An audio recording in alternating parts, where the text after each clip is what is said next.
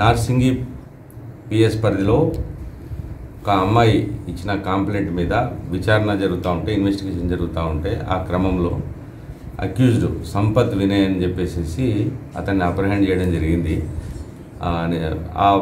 ఆ క్రమంలో అతని దగ్గర అతను ఉన్నది వాళ్ళ బ్రదరు యూట్యూబరు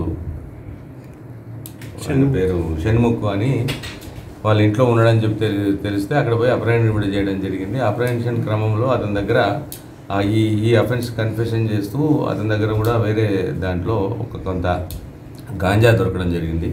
దానికి సంబంధించిన ఇన్వెస్టిగేషన్ జరుగుతూ ఉంది.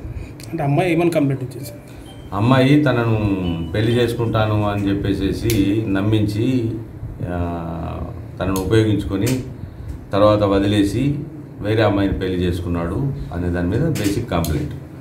ఆ కంప్లైంట్ మీద మనము అక్యూజ్ని అరెస్ట్ చేస్తున్నటువంటి క్రమంలో అక్యూడ్ దగ్గర కూడా ఇలాంటి ఎన్డీపీఎస్ కంటెంట్ సంబంధించి కూడా దొరకడం జరిగింది. ఇంత మొత్తంలో పట్టుబడ్డారు సార్ గంజా? ఇది కాస్త డీటెయిల్గా నాకు ఇంకా కరెక్ట్ తెలియదు, కానీ అరౌండ్ 16 grams 15 grams అని చెప్పారు.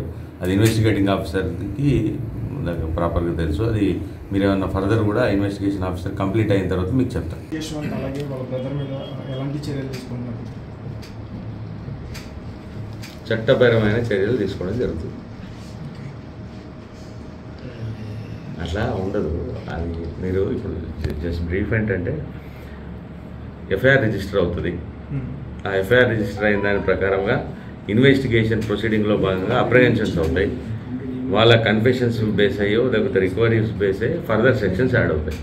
అది ఇప్పుడు ఒక అమ్మాయి మనకు నార్సింగి పిఎస్ పరిధిలో అమ్మాయి ఏమని కంప్లైంట్ ఇచ్చింది, నన్ను ఒక వ్యక్తి సంపత్ వినయ్ అనే వ్యక్తి నన్ను పెళ్లి చేసుకుంటానని చెప్పేసి నన్ను వాడుకొని మోసం చేసి వదిలేసి నన్ను కాకుండా ఇంకొక అమ్మాయిని పెళ్లి చేసుకొని వెళ్ళిపోయాడు అనే కేసు మీద basically that of the 417, 420, 376 cases register అయ్యాయి.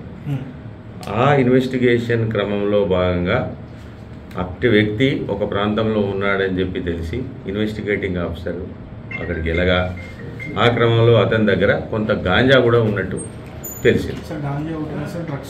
లేదు, ఓన్లీ గాంజా. అది కూడా స్మాలర్ క్వాంటిటీ దొరికింది. కాబట్టి ఆ క్వాంటిటీకి సంబంధించిన ఫర్దర్ కన్ఫెషన్స్ ఏం తీసుకున్నారు ఏంటి అన్న దాని మీద బేస్ అయ్యి రిమాండ్లో అవన్నీ కూడా యాడ్ అయిపోతాయి. ఇంకా basically I'm not the investigating officer here in this particular case.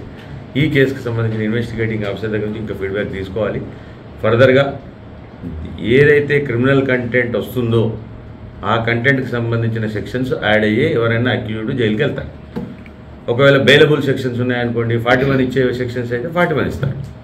అది 7 సంవత్సరాల నేరానికి సంబంధించిన లోపలగా ఉండి బెయిల్ ఇవ్వదగినవి ఉంటే అవి 41 ఇచ్చి పంపించి తర్వాత ఫర్దర్ ఛార్జ్షీట్ వేస్తారు. 7 సంవత్సరాల కంటే ఎక్కువగా ఉన్న సెక్షన్స్ అయితేనేమో డైరెక్ట్గా రిమాండ్ వెళ్ళిపోతారు. అది